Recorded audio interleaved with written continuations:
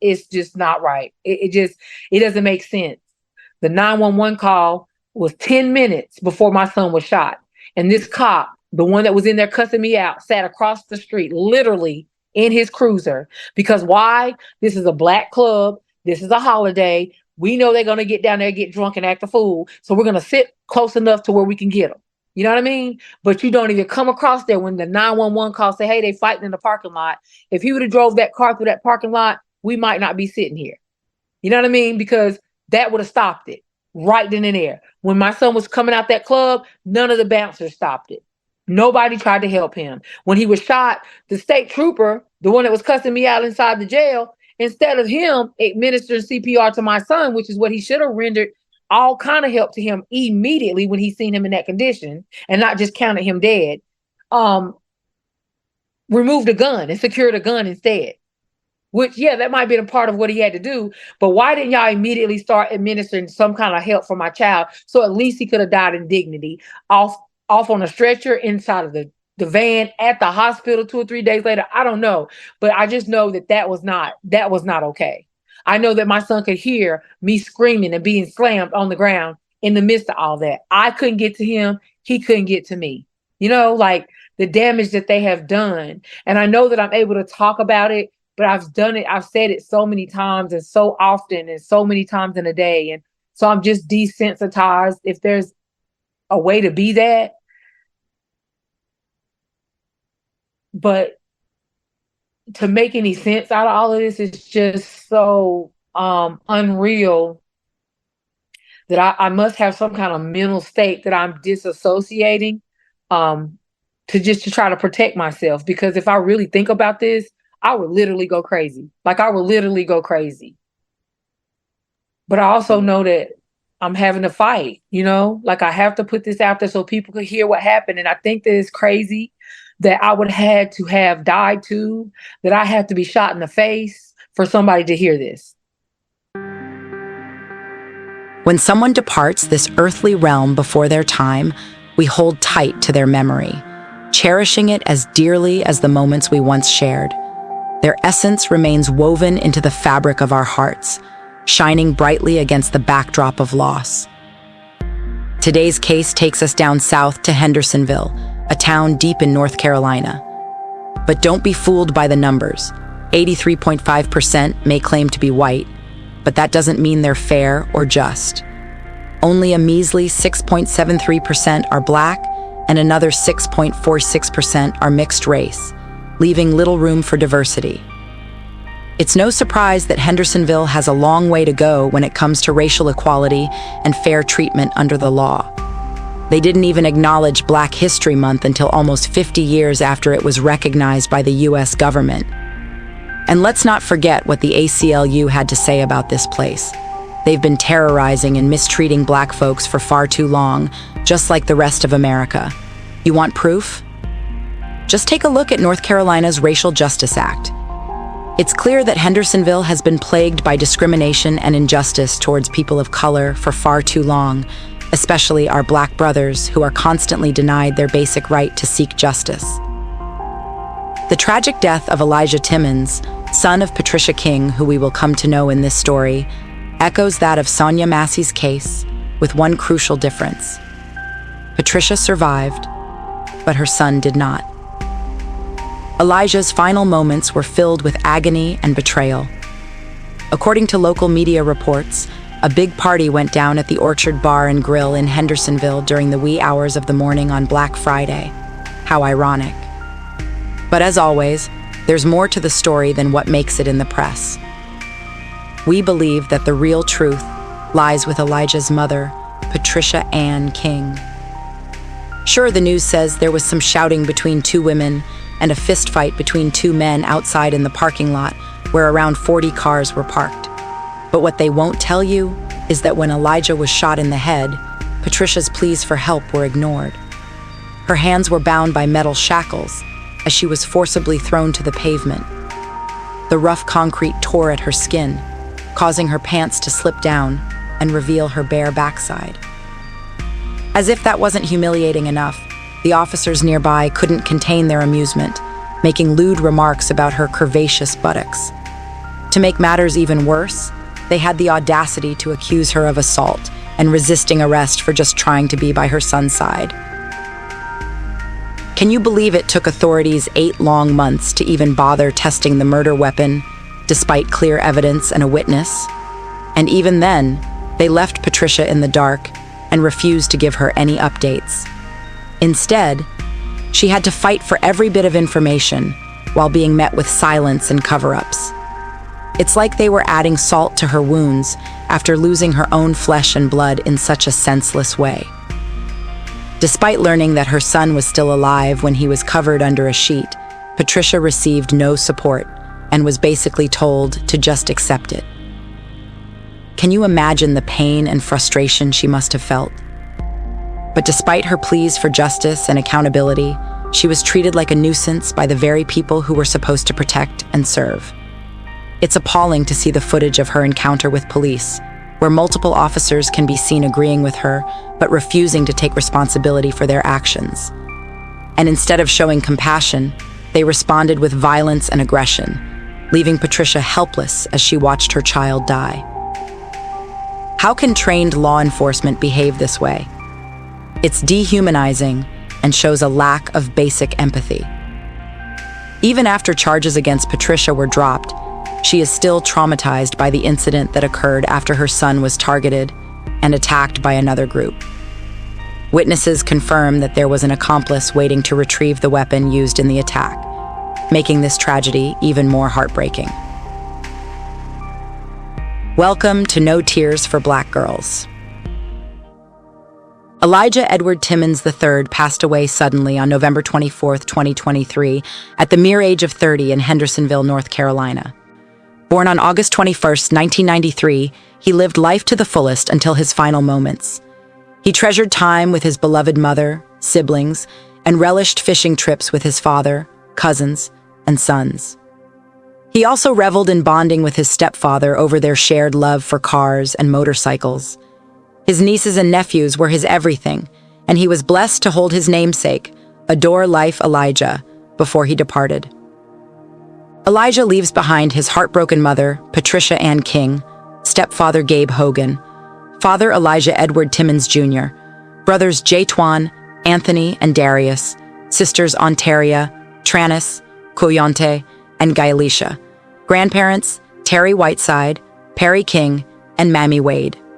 He also leaves behind 4 beloved sons, 1-year-old Year Timmons, with long-term girlfriend Tishala P., 12-year-old Sear Zion, and 10-year-old Emilion, with former partner Brittany Williams, 6-year-old Kizarion, with ex-partner Shanika Collins. He was preceded in death by his brother Kuivante, great-grandparents Ruth and Frank Whiteside, great-grandmother Lily Ruth Hill, and grandfather Elijah Edward Timmons Sr. A celebration of life service was held on Saturday, December 9, 2023 in Asheville, North Carolina.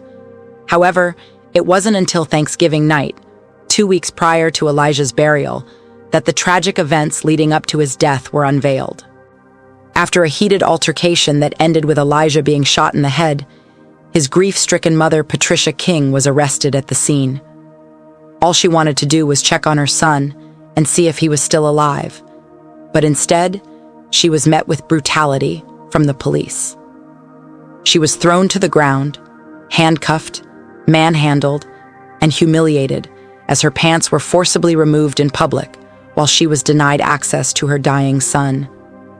According to Patricia, Elijah was still gasping for air when she was taken into custody. A video that she shared with No Tears for Black Girls shows witnesses desperately trying to save him while the same officer who attacked her stood by. This is just another tragic example of the injustices faced by Black women at the hands of law enforcement and society, even in their most vulnerable moments. Patricia King is a woman who takes pride in her relationships, especially with her 17 beautiful grandchildren. Her youngest child was Elijah Timmons. Patricia's first son tragically passed away in a car accident 7 years ago, leaving her devastated. She believes he was purposely run off the road, and the Hendersonville police never took action to solve the case. The loss of her son Elijah and the way she has been treated by HPD only adds salt to her wounds. Now Patricia is not only mourning the loss of her son, but also raising his young daughter and her twin sister's daughters, ages 8, 10, and 11. Despite this tragedy, Patricia has dedicated herself to helping others. She works as a community health worker and organizes support groups for mothers who have lost their children. This passion for aiding others has always been a part of Patricia's life. She worked as a CNA for 19 years before becoming a bus driver for a Black charter school. To keep busy, she continues to take classes and be involved in the community health field. Although she has been single for 3 years now, Patricia was previously married to the father of all 7 of her children for 6 years, before getting into a 24-year relationship with her ex-partner. Elijah, or Dude, as Patricia affectionately called him, due to his mature nature, was always full of energy. Despite his mischievous behavior, he was incredibly smart and had a great sense of humor. Even at a young age, he was independent and loved taking things apart just to put them back together again. However, after Patricia divorced her husband, Elijah began struggling in school and acting out. It seemed like he was searching for his absent father and feeling let down by his absence. The family moved between North Carolina and Atlanta frequently, with Elijah spending summers with his father until eventually living with him for full school years as he got older. As a teenager, he longed for freedom and spent time with friends, but Patricia was working 2 jobs and had to be strict. She didn't allow him to have visitors or go out, insisting that he stay home. He eventually fell in love with an older girl named Brittany, who lived with her mother. Despite Patricia's objections, their relationship continued, and Elijah became a father at a young age to 2 sons, Z and Mealy. Patricia became a proud grandmother, but her son also fathered a child with Shanika, a girl named Key. Years later, Patricia's son met a woman named Shay, who stood by him through thick and thin. She witnessed his struggles and triumphs, including the birth of their son, Year. As a father, Patricia's son showered love and tenderness upon all 3 of his children, especially Key. Despite facing injustices and serving time in jail, he worked tirelessly to provide for his family and turn his life around. But the system was against him from the start, as he constantly faced mistreatment from biased police officers and an unfair justice system. Despite never showing disrespect, he was repeatedly targeted and unjustly held in jail for petty reasons. Patricia was advised to be tough on her son, but she refused to do so because she saw his goodness. In jail, he endured countless hardships, while his complaints were ignored and bonds set at unattainable amounts. Despite these obstacles, he persisted by working multiple jobs to support his children and striving for a brighter future. Though not without flaws, he never gave up on turning his life around. Upon arriving at her mother's house, Patricia immediately recognized the familiar faces of her family members, all gathered together in lively conversation. She stayed for a few hours before deciding to head back to the city. Knowing that going to her mother's house would mean having to stay overnight due to limited sleeping arrangements, she resisted the temptation and didn't want to intrude on their time with her son's newborn niece, Adore Life Elijah. The first time she held her was earlier that evening before they left for Patricia's house.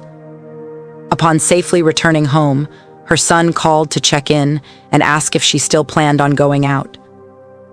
Despite his drunken suggestion for her to retrieve his gun for protection, which was captured by her room ring camera and later shown at court days before Thanksgiving, Patricia got a call from her son, Elijah.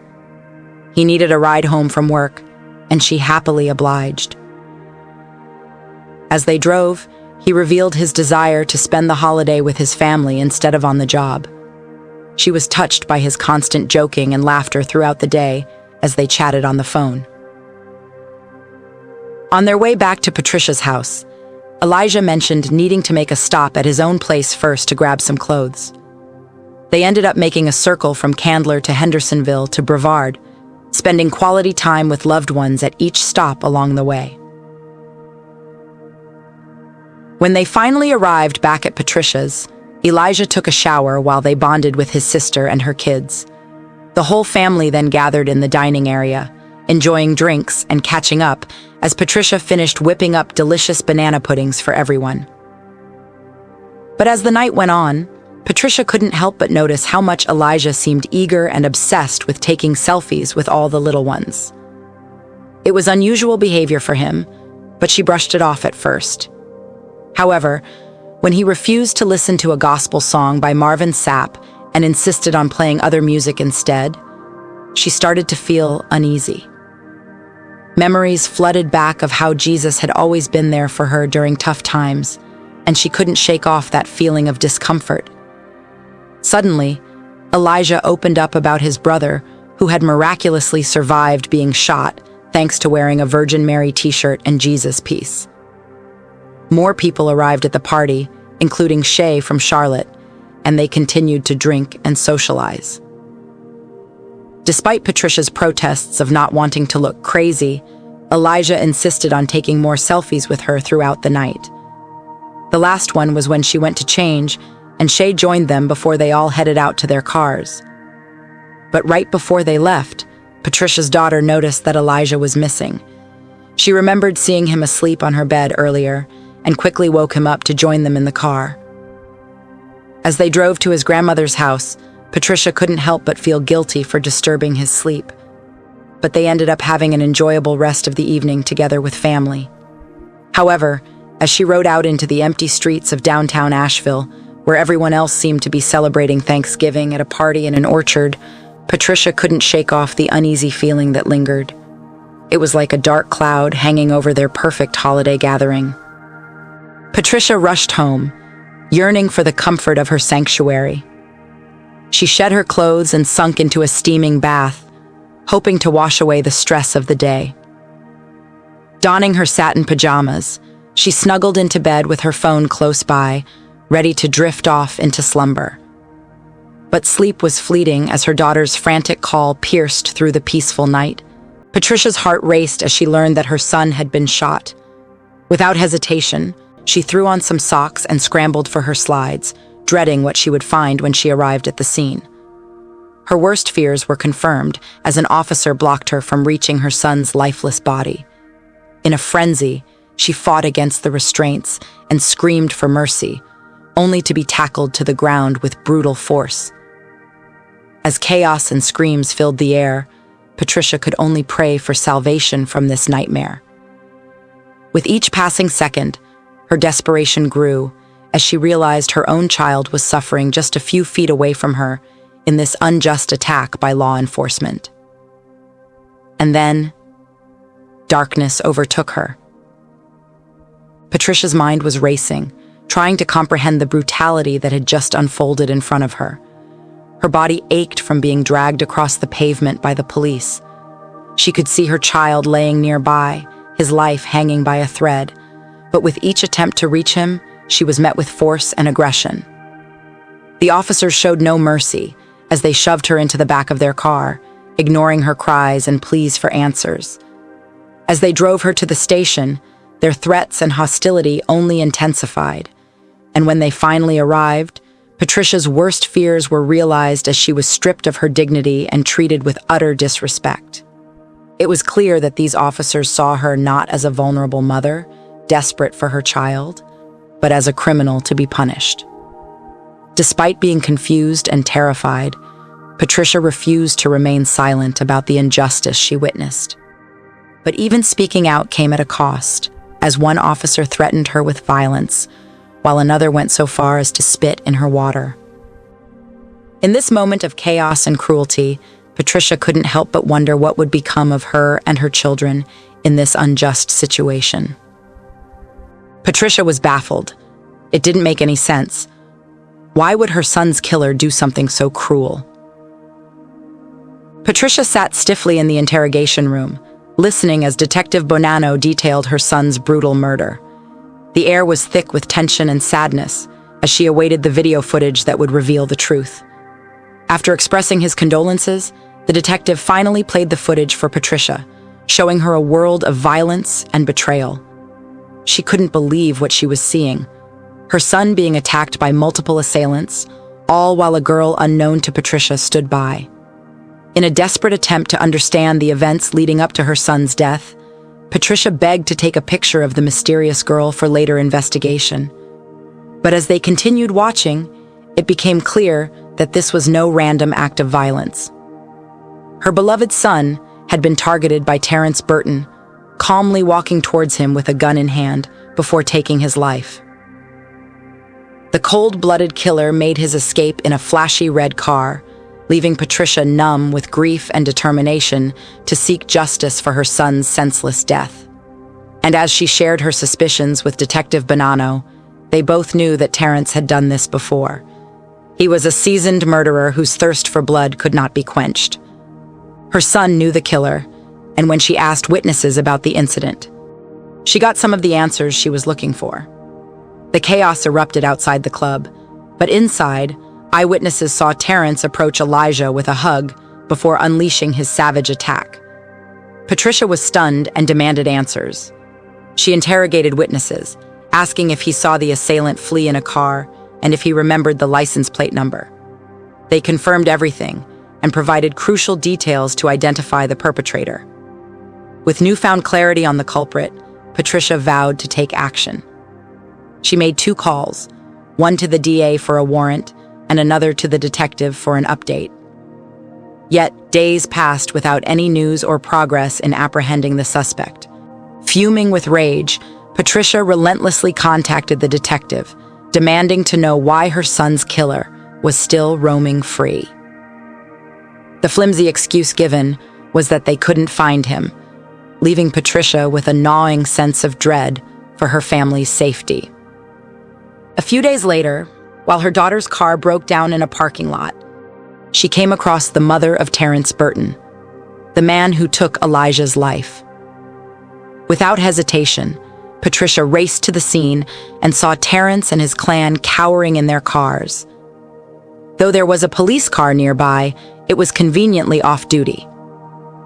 Drawing on all her strength to contain her frustration, Patricia tried to warn the officer about Terrence's wanted status, but was met with indifference.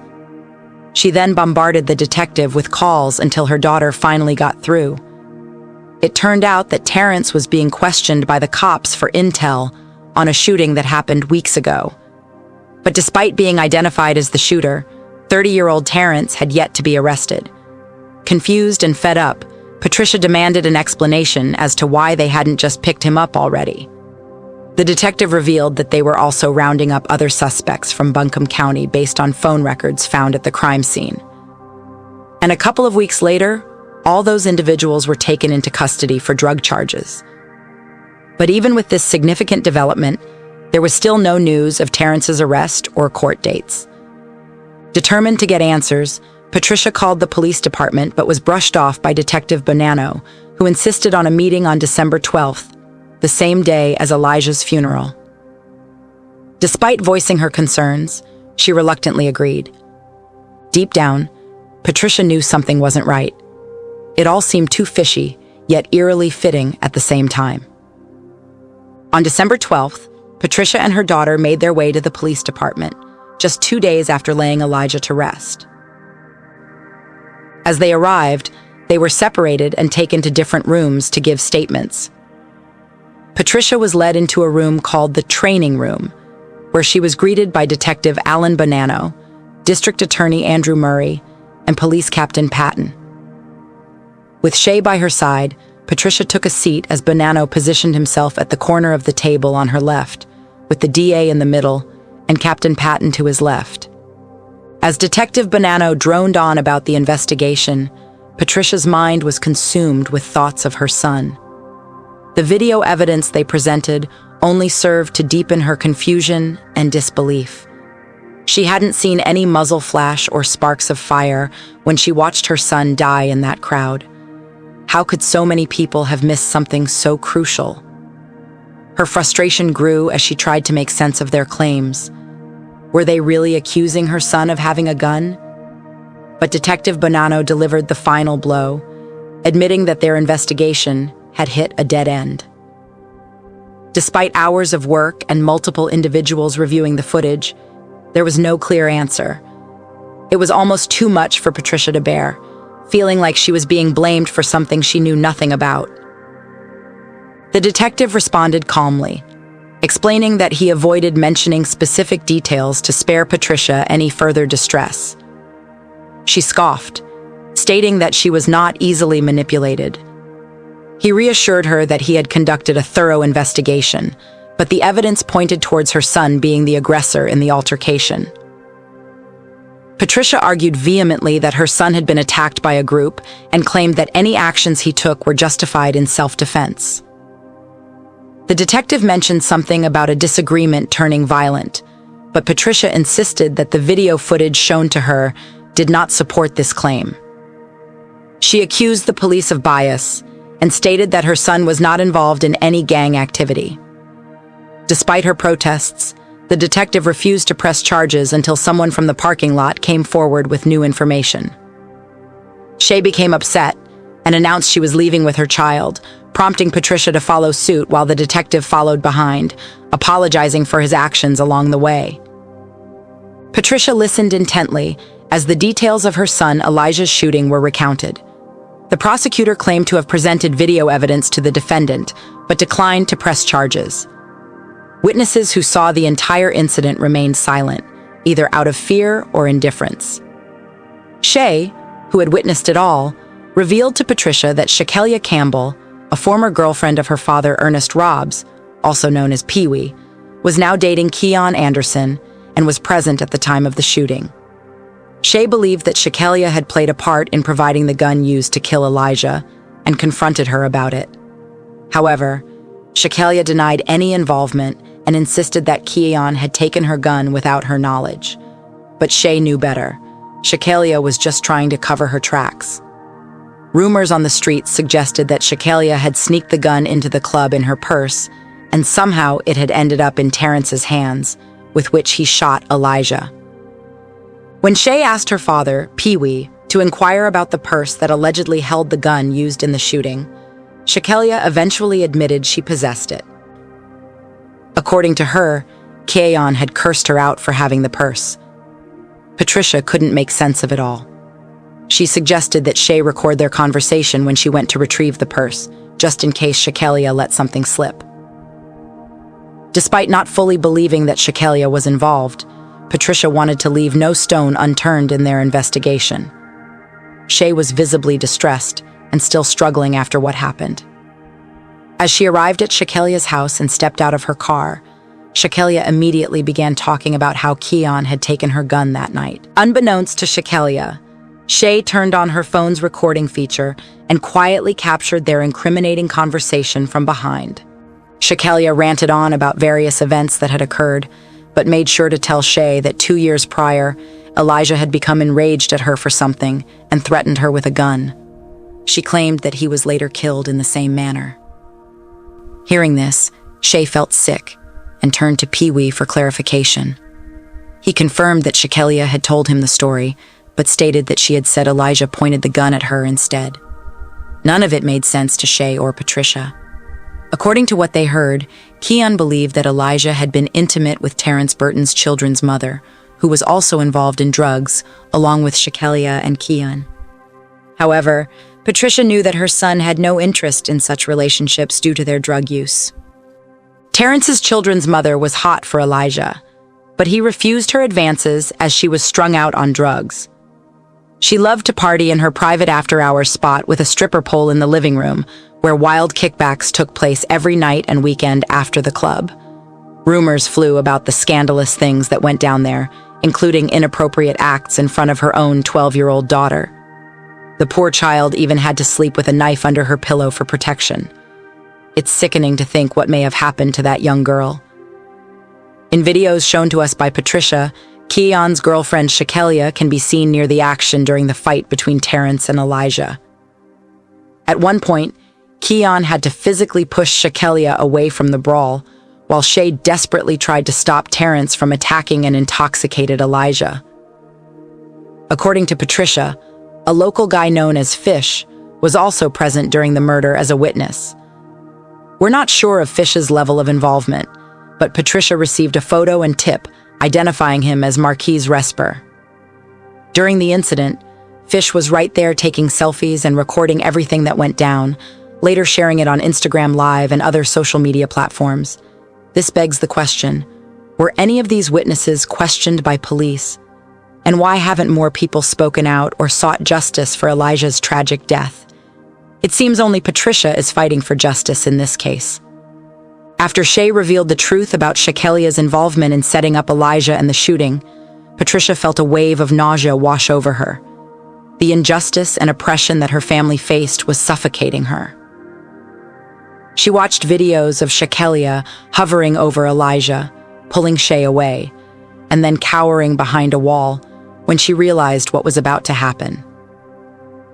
It was crystal clear that Shakelia had knowledge of the situation and chose to do nothing to prevent it. Patricia made a promise to herself.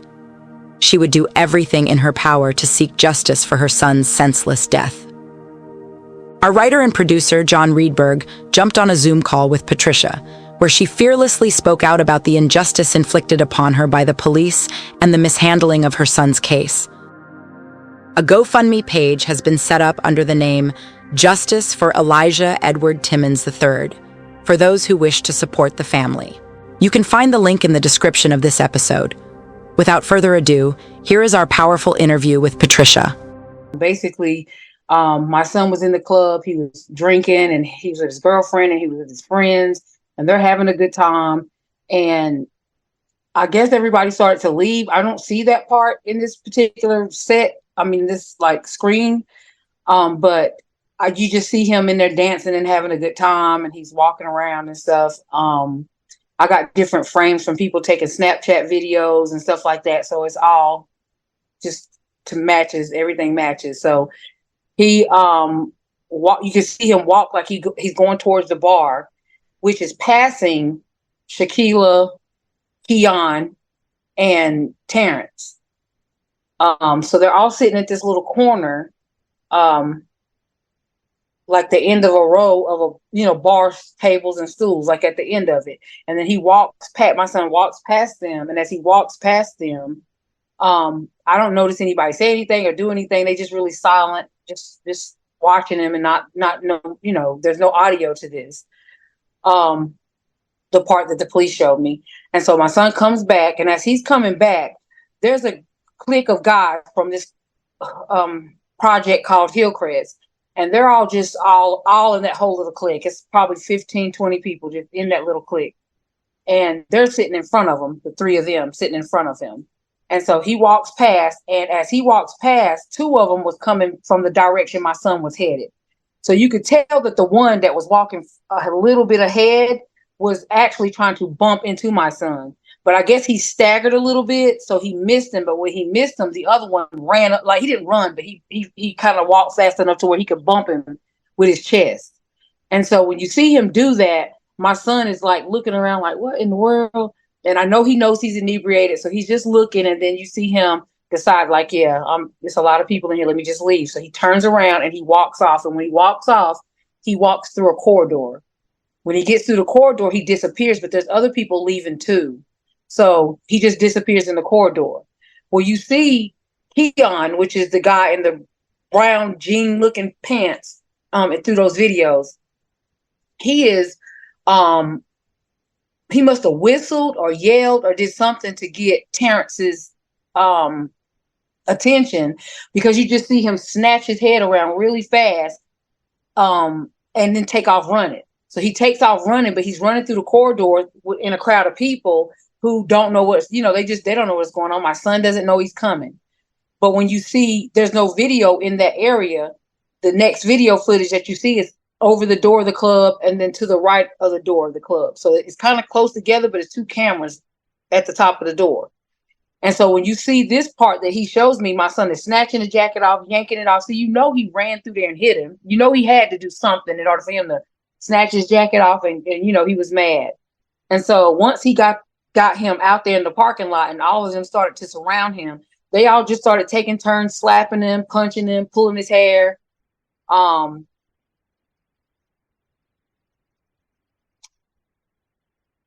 just my son he was a fighter, so he would fight you, and and he was defending himself, and so he was fighting back, but it was so many of them, and so Terrence, I don't see him disappear from the crowd, but he clearly disappeared from the crowd, because when the detectives showed me, when he stops the part where they run up the crowd and start beating on him. And the only reason why I know that they did is because I have footage from somebody's Snapchat recording it on the outside, exactly what he showed me. I got a video footage of the exact same thing he showed me, but on the other side of the parking lot, So he cut it off so I wouldn't see them jumping on him, but I already knew what had happened. So he rolled it and scrolled it down a little bit, and he said, "There's your son. I know you can't really see him because it's dark." And he had on a thing like this on the top of his head. He had dreads, and so we always wear the matching colors, so he always wore black. So he goes, "I don't know, you don't see him, but he's standing right there." And he said, "I know it's him because he's the one that ends up dead." So he starts to play it. Terrence walks calmly and just with his hand down, right hand down, gun in his hand, no shirt, no hat, and nothing in his left hand. He just walks. He don't distract the crowd. He don't say anything to them. He just walks up behind them, get a close enough distance to my son, basically postured himself, raised his arm, shot him, and watched him fall. And then he made this weird circle, like he didn't turn around and walk back the way he came. He just made a circle and walked back the way he came. And I don't know why that always stood out to me. It was just weird. With no emotion, no reaction, just like he was paid to do it. That's just how I felt. Like, and that's exactly what I say to the detective. I was like, "Oh my God!" I was like, he looks like he was paid to do that, and I'm still watching it. And then he keeps walking, and then he got in the car, a red mid-sized car, and he got in the back side of the car. At the time, I couldn't tell where he got in. I just seen the door shut and the car pull off. But there's no way he got in a car and crunk a car or mashed a button, or he didn't do none of that. As soon as he shut the door, the car was pulling off. And so I said, that looks like somebody waited for him. And he was like, "Yeah, I seen that." I said, "Did you see how he did that?" I said, "He looked like he's done this before." And he goes, "Yeah, that's what we said too." And I said, "This is crazy. Like, why did he do that?" He said, "Well, I don't know either." He said, "But do you know, when I first started watching the beginning of the video," he said, "Do you know what the relationship is with the two of your son and this guy?" And I said, "No." And I said, I mean, he's 30. I don't know who his friends are." And he says, "Well, he walked up to him and dapped him up and hugged him, and then an hour later did this." And I said, "That just don't make sense to me." But I know how Hillcrest is, and they're known for ganging people and bullying and doing all that stuff.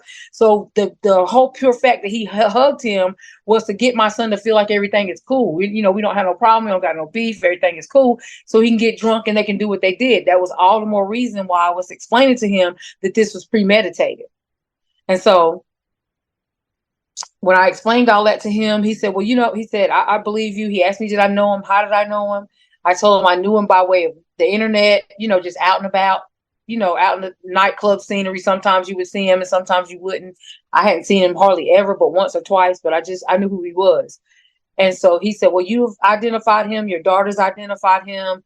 And so 2 phone calls. I'm going to make 2 phone calls. One going to be to the district attorney, get the warrant. And then the second phone call will be me calling you, telling you that he was arrested. So initially, I think that was the plan. Where it went crazy, I really honestly don't know. And just because he's going along with it, I feel like that behavior was intentional from the, maybe I really thought that maybe he was going to do the right thing, but I don't know if he just all from the jump was never going to do the right thing. But why show me that and then have me be able to prove that you showed it to me and then tell me I didn't see it and ignore me all the way through there, ignoring me on every end. I've emailed, I've called today. I actually called the attorney because I was told by the detective when my son's autopsy came out. Well, so I'm going too far because I want to say this. I petitioned the court to get court order to see the body dash cam because they had charged me with assault on a police officer and resisting arrest. So that whole deal was a lot, and it was unnecessary. But when I was released and I came to see the video, then I was just hopeful that they were going to do the right thing, and they just absolutely.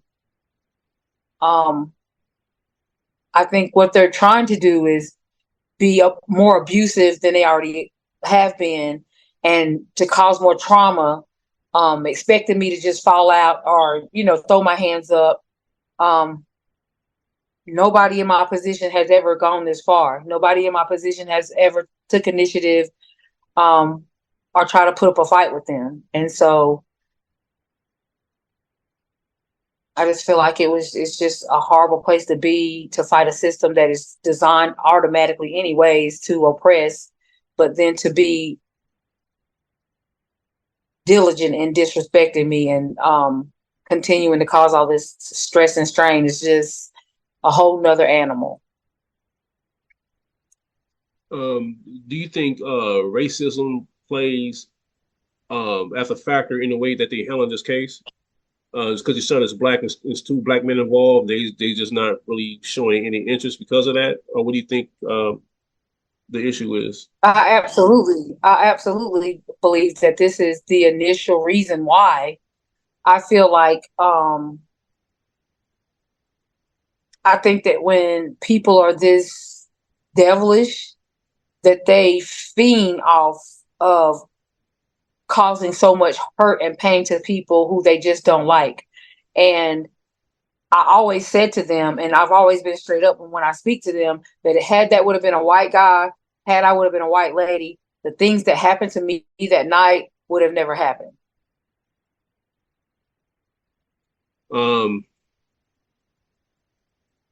Okay. And in regards to and can you tell you about the gentleman who shot your son? Who was he, and why do you think your son was set up among those people that was involved in the shooting?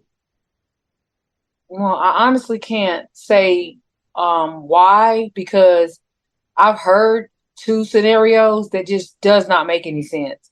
And so one being pretty much, they both are pretty much the same thing. Jealousy, they didn't like my son because all the women liked him. And the girl didn't like my son because I guess she's a drug user and she has this kickback, they call it a kickback party in her house every night of the week. Anytime there's a club, she's the after party. She's got a pole in the middle of her house. So they're all over there doing their drugs and partying and all their stuff. And my son wasn't attracted to that. And so I guess she pursued him a few times and he just was like, no. And so she just didn't like him. And so Keon has, I want to say 2 kids, but I want to say the youngest child, his mom and my son were really cool.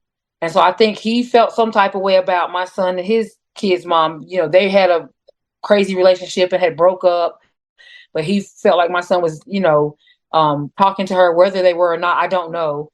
And then the one that actually killed him, Terrence, pretty much the same thing, that he thought that my son was talking to his kid's mother. But the types of relationships that they have are not typical relationships like what, you or I might have, an older set of people. You date, you go with somebody, you have respect. It ain't none of that. We sleep with everybody. We do what we want to do. We come and go as we please, but you can't do what you want to do, And so Hillcrest is just known for violence, just craziness all the time. But they do, and they will stick together. I mean, if you live over there, you're a part of the crew. And if you go somewhere and somebody has a problem with somebody, we can just all jump them. And they've done it for as long as I've been here. That's just what they do. From Shaquila's dad, who basically said that, yeah, he felt like the whole scenario was a plan originally that his daughter didn't have a hand in, but and she didn't believe it was going to happen. So that's why she didn't alert anybody. But once it did happen, she freaked all out. She was scared. But if you listen to some of the video and see some of the stuff she's written and some of the threats she's made to me, she's full on 100% involved, just like the shooter. She just is. Can you tell me about some of the threats that she made towards you? Well, so initially when all this happened, I know we kind of going backwards because I didn't really tell you like from the jump how this all even came about. Um, and so I hadn't seen Shaquila in maybe a month or two. Just in she worked at a restaurant. I would go in there and order food. I would sit at the bar. She was the bartender. I would sit at the bar until my food was ready. So we would talk, hey, how you doing type stuff, just laugh and giggle about, just common stuff, but no serious conversations. I really didn't know her. But she was friends with my daughter, a couple of my kids. So, that's how I knew her. And so the last time I had seen her, that was the attitude with her. And so I didn't even know that she was at the scene. I didn't know anything about what happened. I didn't know anything. I just started putting pieces together after everything had happened. So we had dinner at my house. I had cooked for, a whole day and a half. And so my son asked me, Mom, can you come pick me up from work? I went to pick him up and I thought he was going to drop him off at home. And he said, no, I'm going back. I'm going to go home with you. So I dropped him at his girlfriend's house. He got his clothes. He came back to my house because the plan was she was in Charlotte with her family, and then she was going to come be with us. And then we were all going to go to his dad's family, which is in Hendersonville, which is 4 or 5 minutes away from that Orchard bar. And then we were going to go to my mom's house, which is about 30 minutes away from there. So his siblings were in here. They're drinking. They're having a good time. They're the kids all over the place. He started playing all this gospel music, wanting to take all these pictures. And then, honest to God, just because I'm so in tune with my kids, I really felt that. I don't know what that energy was telling me, but I really felt that. And so it went by my head just a couple times, like, why are you listening to this music? I'm trying to dance and do my thing in here and finish these banana puddings. And he's like, Mama, I never would have made it if it wasn't for Jesus. So he was playing Marvin Sapp.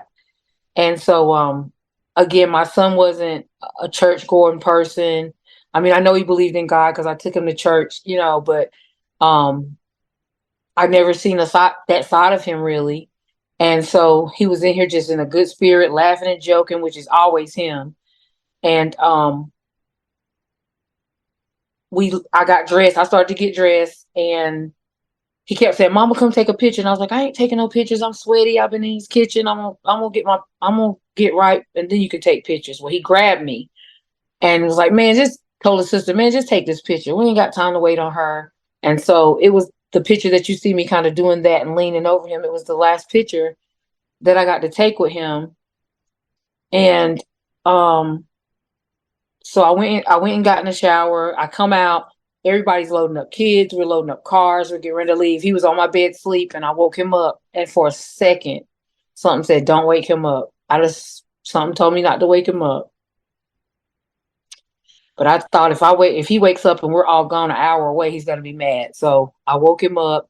We loaded up. Everybody loaded into the cars. We got outside, and I don't know who it was, but somebody was like, where's dude at? I called him dude. And they was like, where's he at? And I said, he's in the car. And they was like, no, he's not in the car. So I came back upstairs, and he went back into my baby's room and went back to sleep. So I kept on till I woke him up, and then we finally left. And so we ended at his grandmama's house, his great grandmama's house. His dad was there, his aunt, his dad's sister, his aunts, and all the great aunts, and all of them were there. And we hung out until I got kind of tired. And his sister had just had a baby a month prior to that, so she was ready to go to bed, take the baby in. So we were gonna come back to Buncombe County and go have a drink. But when she said she didn't feel good, I was like, let's just go ahead and go home. So when I made it home, Elijah called me, and he was like, Mom, you at home? And I said, yeah. And he says, are you going to go out? And I said, yeah, I probably will. And he said, well, listen, I I don't want you to go out by yourself. I'm not going to be able to protect you. I want you to go get my gun. And I was like, I am not going to get no gun. I had never shot a gun. I've never really held a gun. And I was just like, I ain't going to get no gun. But I know my son, and he really was just being funny. But he was just like, I ain't going to be, he was drunk. So he was like, I'm not going to be able to protect you. So I'm going to need you to be able to protect yourself, because I had been jumped by these little girls one time, and actually 2 months prior to this. So he was just like, I don't want you to be out there by yourself. So I was like, you know what? I'm just going to chill. I'm going to stay home. Um, and that's pretty much what I did. I got my bath. I got in the bed. And I woke up with my phone ringing, basically in my hand.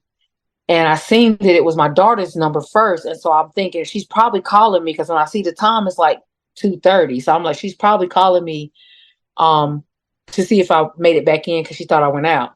And then I see Shay's number, and I knew my daughter had went home, and I knew Shay was with my son. So then I just start to panic, because it went all over my body. So I answered the phone, and my daughter was like, Mom, please hurry up, get your clothes on. Come on, let's go. Get up and get your clothes on. So my heart is like doing this weird, can't catch up with what's going on type feeling. And so then I see Shay's number, and I just throw the phone down and just start screaming. I don't know what it was, but I just panicked, and so I answered her. She's screaming, Trish, please get here. Please get here. They shot him. He shot him. And I was like, who? And she was like, I don't know. I don't know. I don't know. He shot him. And I said, where? And she was like, I don't know. And I said, well, who's there? And she was like, I don't know. I said, well, is the ambulance there? Is the ambulance there? She was like, no. I said, is the police there? She said, yeah. And I said, is his daddy there yet? And she was like, I don't know. And so I said, okay, so I'm walking around the house, because I can't even think, but I had on a pair of pajamas that just really didn't have no elastic in them. And it was just like a throw over, like a little pullover shirt. And I didn't have any underclothes, bra and underwear, on up under it. But I just threw my shoes on and I ran out the door. I jumped in my car, and what would have been, I guess, a 30, 40-minute drive was a 13-minute drive for me, because I'm on the phone and I'm hearing all this stuff, and I'm hearing all these people, and people keep calling, and they're calling from apps, and they're just, all these calls are coming in, and I'm just trying to stay on the phone because I know she's right there with him. And she was just like, please, please, please. He's still got a pulse. He's still breathing. He's still got a pulse. He's still breathing. And so as I'm getting off the exit, which is probably 4 or 5 lights from where they actually were. And so 2 lights are like back to back together, so, right there together. So I got to the first light, and it was red. And I just remember it being red and his daddy's number popping up on my phone. And I was like, I don't want to talk to him. I want to keep her on the phone. And when I swiped it, it answered it. And he goes, Trish, they just threw a sheet over our kid. And I was like, what the F are you talking about? Like, no, I mean, I'm on the phone right now. She said he's breathing, like, right now. And he was like, I don't know. And so I just threw the phone in the floor, and I kept going. And so probably a minute and a half, maybe not even that long. I mean, I got there, and then I swung up in the back of the parking lot. Like, you could have went on the strip, because it's like a strip mall, but I went to the side and came up around the side of it, and drove into the parking lot so that I can go into the open part of the parking lot. And so when I got to the open part of the parking lot, I seen the sheet. And as I got closer to the sheet, I seen his hand hanging out the sheet. And then his head was half covered, but his hand was hanging out. So my thinking was, he had to do that because it was chaotic. It was just all over the place, people all over the place. Nobody was being detained. They were arguing with the police. The police was fighting or slamming somebody on the ground. And I don't know how to make sense of any of it. I just want to get to my child. So I jump out my truck and I gun for it. Like, I just run for him. And right before I could just literally touch him, I was just surrounded by all these bodies. And I was just like, I got to check my child. Just move. Let me check my child. I just need to see he's okay. And I don't remember what they were saying. I don't remember what was being said. I just knew that I was just still trying to push, like try to get through them. Like I gotta get to him. And before I knew it, I was slammed on the ground so hard, my chest hit the ground, but it knocked the wind out of me.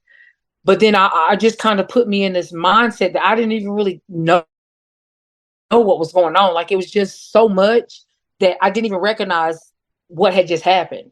I mean, I knew I'm on the ground and it's cold because it was November and it's cold.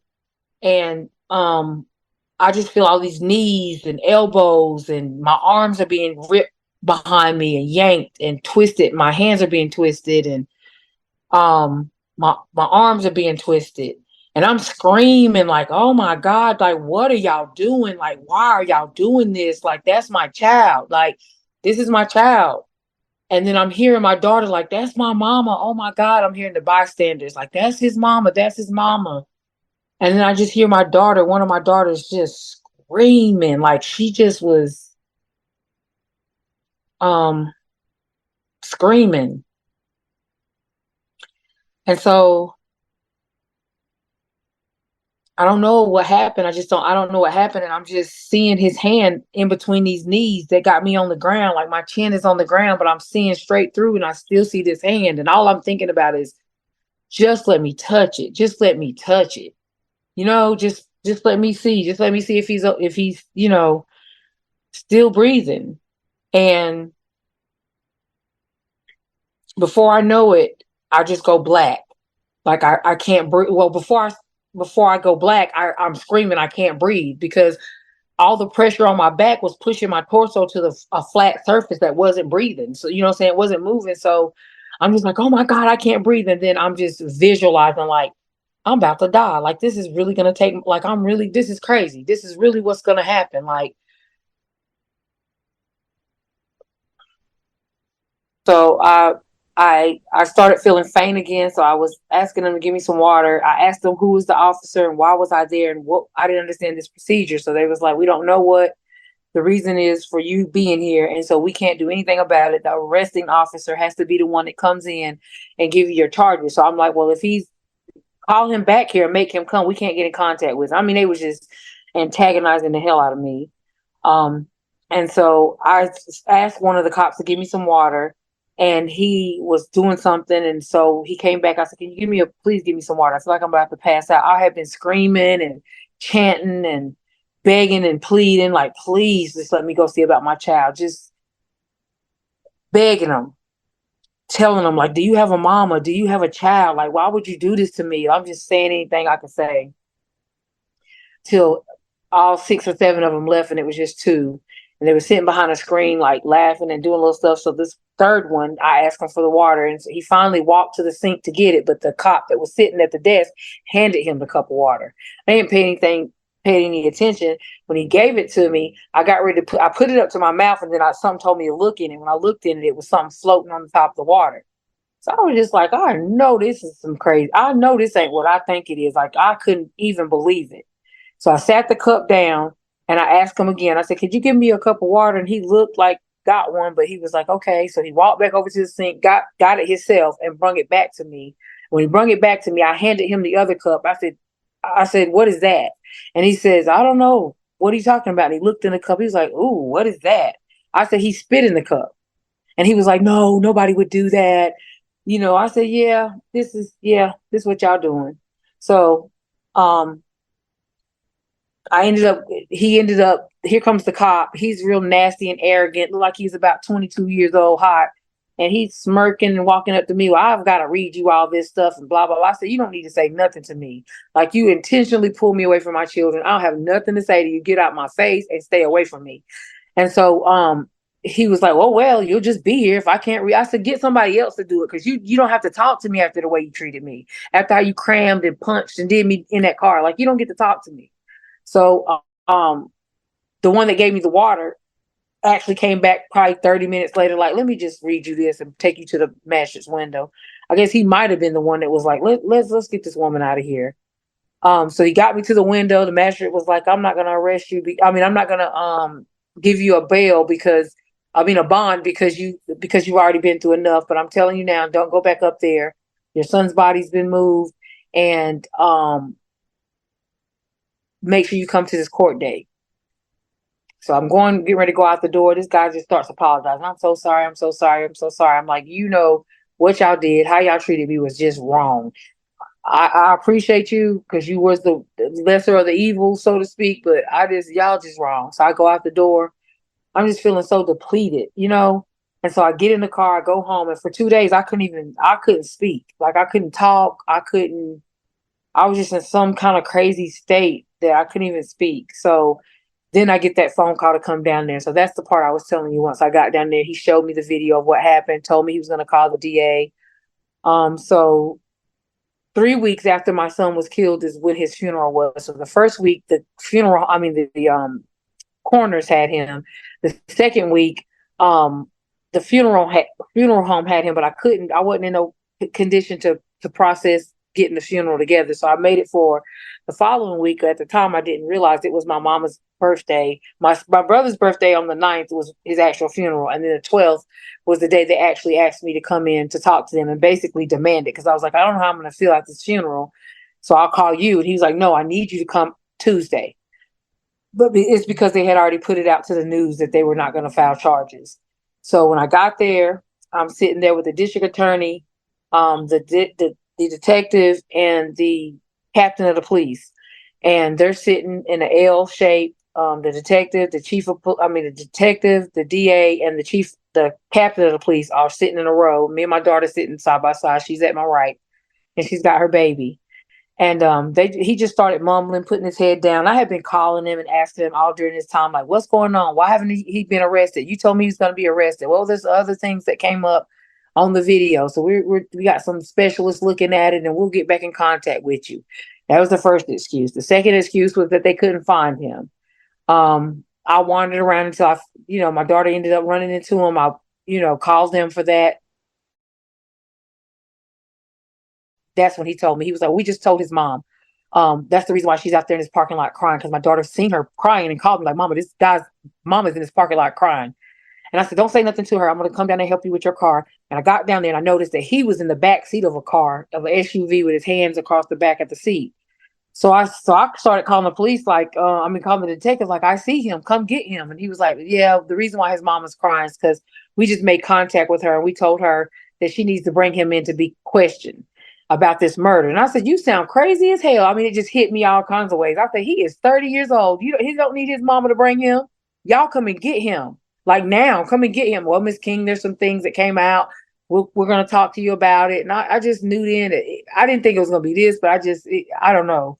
So the 12th comes, I go, we sitting down. He puts his head down and he's mumbling and talking and stuff. And I said, what is wrong? And he was like, well, we're not going to be able to file charges at this time.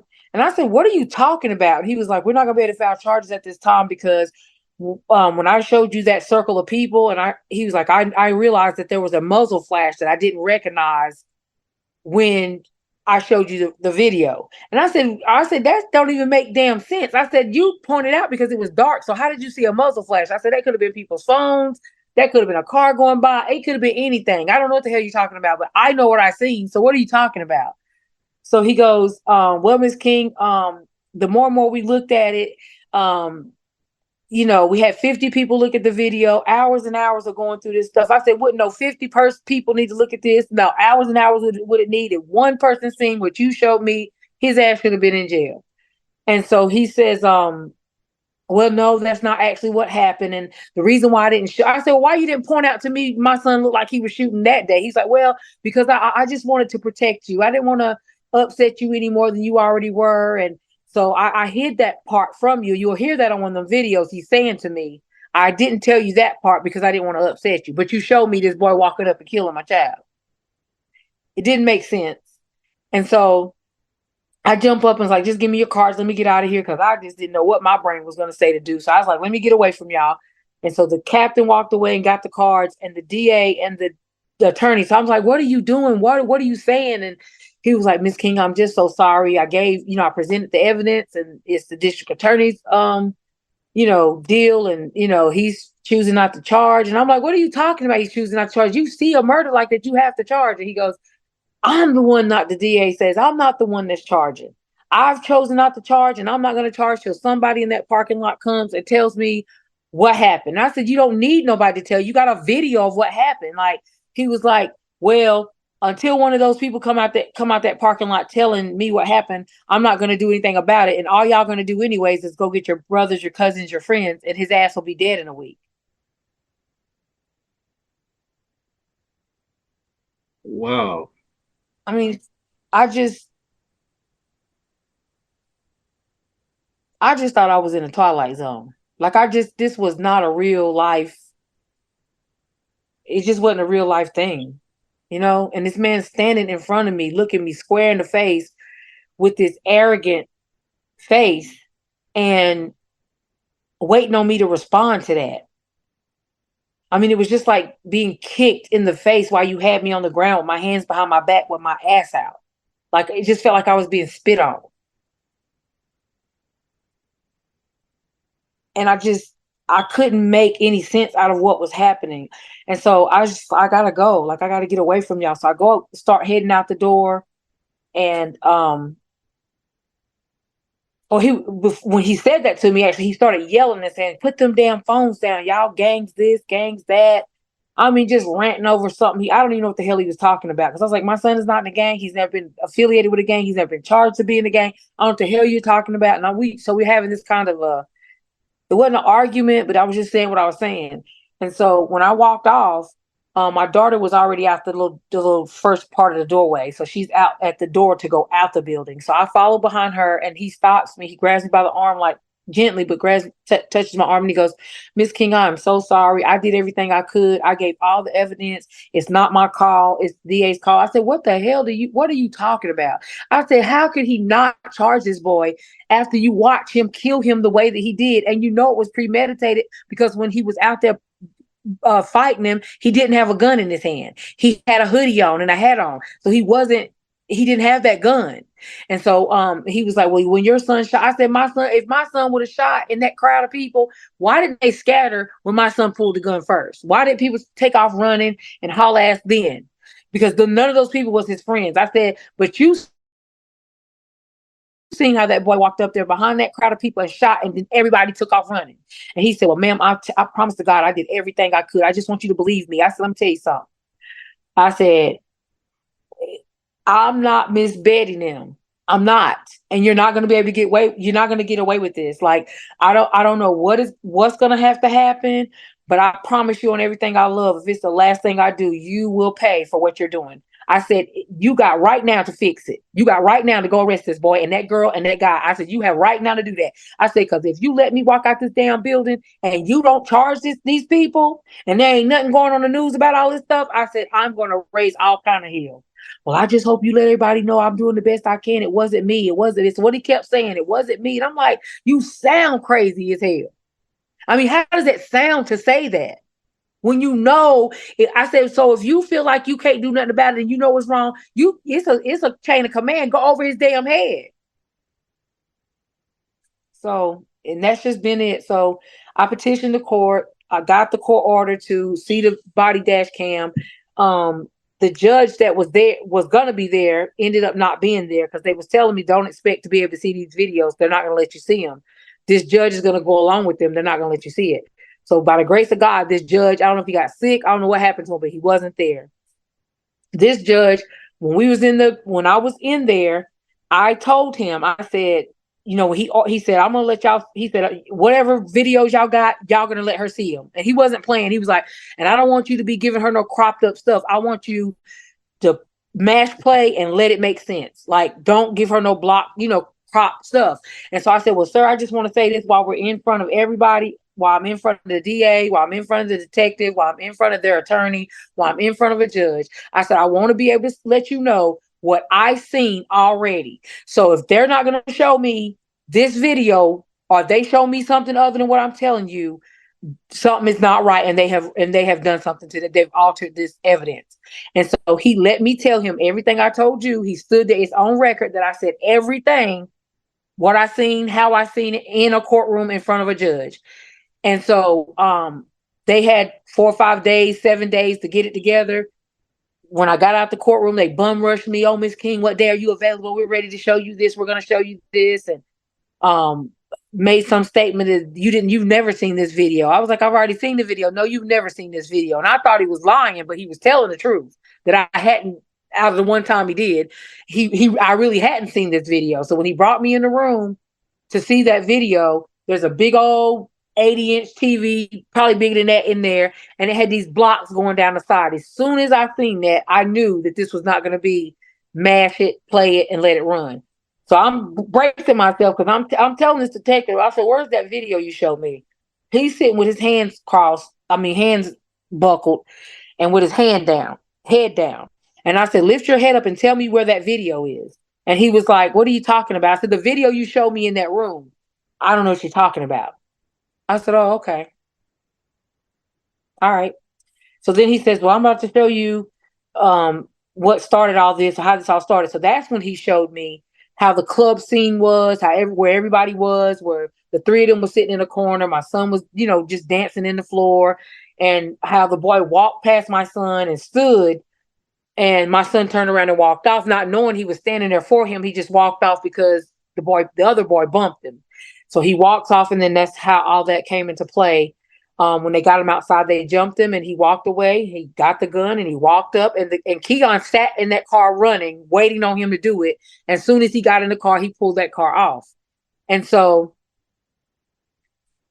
I braced myself, and he mashed play. When he mashed play, he showed me all that, and then he said, "Now here's the part where your son, we see the muzzle flash." But it didn't make sense what he was saying, because this was just like, if you've ever seen those AI videos, and this is so crazy. This is just how God works. Like, right when they showed me this video, I was trying to describe to my family the movements of my son that just wasn't a natural movement. I couldn't describe it because I had never seen it, and I didn't play video games or those games where the football players can run and they look real. I didn't see that. I didn't know what that was. And so when I seen it, I'm trying to describe it to my family, but it didn't make sense. But 2 weeks after they showed me this video, that's the first time I had ever seen an AI video where they got the picture and the person they can make the person do the dance, that dance. And so I was like, "Oh my God, this is how they did that." You know what I'm saying?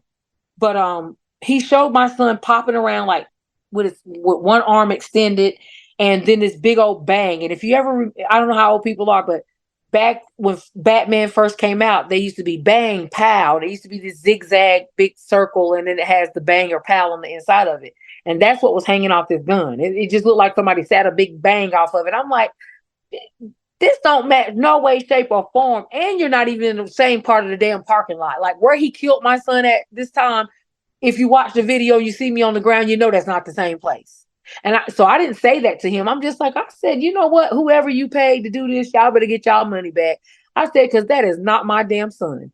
And he's like, "Miss King, it is your son." I said, "It is not my son." I said, "I don't know how you did that." I said, "But it's really whack and weak as hell." I said, "Because he don't even have a natural movement. You just see this arm appear. You don't see him raise his arm. So you see them kind of jogging next to each other.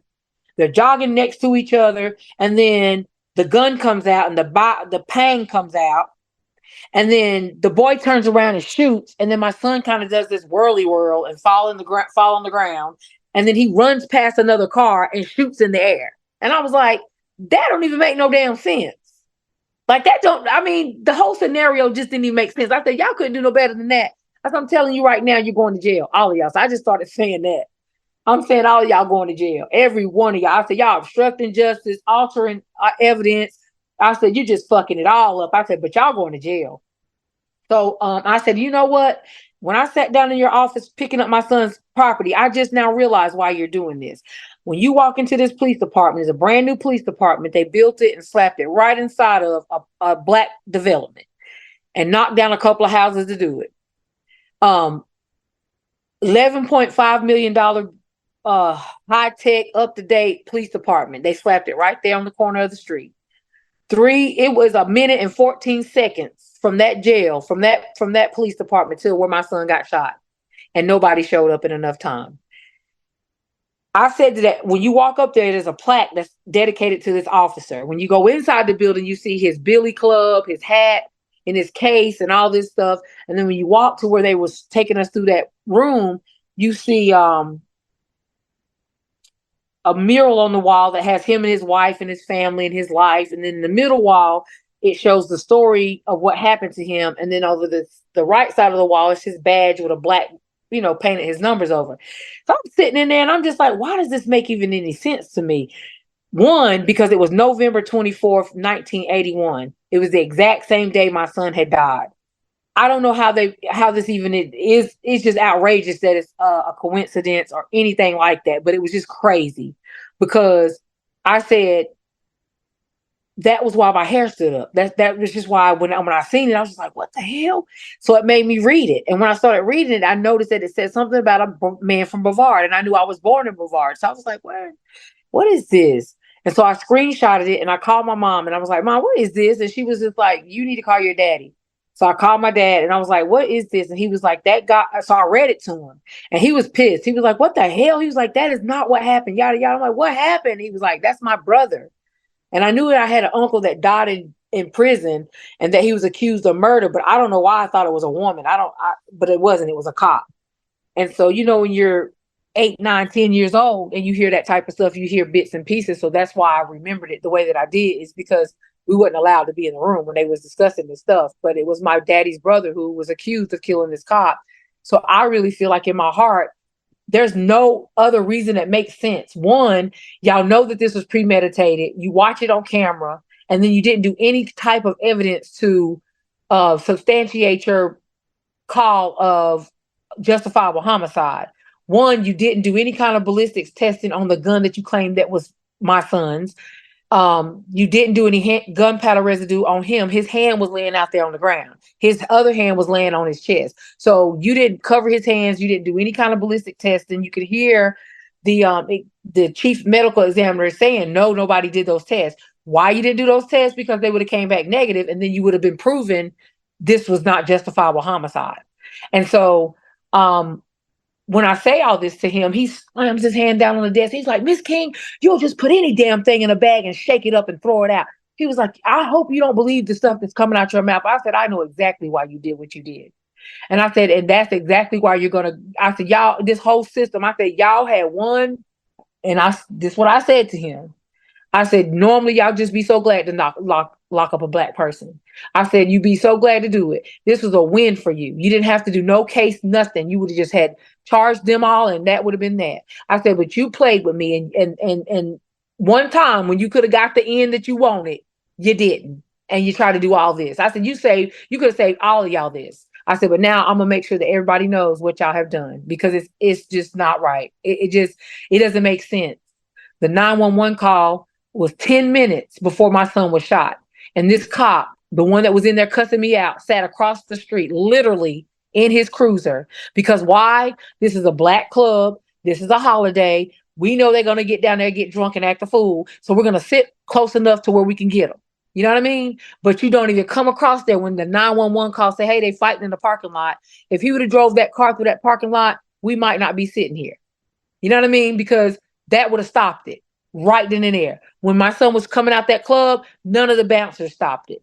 Nobody tried to help him. When he was shot, the state trooper, the one that was cussing me out inside the jail, instead of him administering CPR to my son, which is what he should have rendered all kind of help to him immediately when he seen him in that condition and not just counted him dead, removed a gun and secured a gun instead. Which, yeah, that might have been a part of what he had to do. But why didn't y'all immediately start administering some kind of help for my child, so at least he could have died in dignity, off on a stretcher inside of the van at the hospital 2 or 3 days later? I don't know. But I just know that was not okay. I know that my son could hear me screaming and being slammed on the ground in the midst of all that. I couldn't get to him. He couldn't get to me. Like the damage that they have done. And I know that I'm able to talk about it, but I've done it. I've said it so many times and so often and so many times in a day. And so I'm just desensitized, if there's a way to be that. But to make any sense out of all of this is just so unreal that I must have some kind of mental state that I'm disassociating to try to protect myself, because if I really think about this, I would literally go crazy. Like I would literally go crazy. But I also know that I'm having to fight, like I have to put this out there so people could hear what happened. And I think that it's crazy that I would had to have died too, that I had to be shot in the face for somebody to hear this. And Patricia, thanks for sharing. And for our last question, is there anything you want to add or tell people before we conclude the interview? I just feel like anytime that anything like this happens, people really need to stand up and stand together. These things keep happening because people feel weak. They don't know how to apply their strength and their pressure, and they don't know how to stand together when this type of stuff happens or happening. It didn't happen. I'm not the first person that this happened to. Clearly, it's just the trend that cops get in these positions and they feel like they are above the law, and that just because they're just judgmental and biased and ignorant, that they feel like just these unrighteous members in this system, that is a group of people who feed off of other people's mishap and poor choices and mistreat them further instead of getting them the help. Is public service is supposed to be public service, public help, not condemning and disrespectful and killing people. Like, I just feel like people really need to know, like, if you stand up for when this happens and make the noise that's necessary, then it's not going to stop it, because people are still going to feel like they can do it, but it's going to make people really think twice, because they're going to know you may not be the one that's going to get away with it this time. Thank you for tuning in to No Tears for Black Girls. This series is skillfully crafted by acclaimed writer and producer John Reedberg with the guidance of unapologetic host Samantha Paul.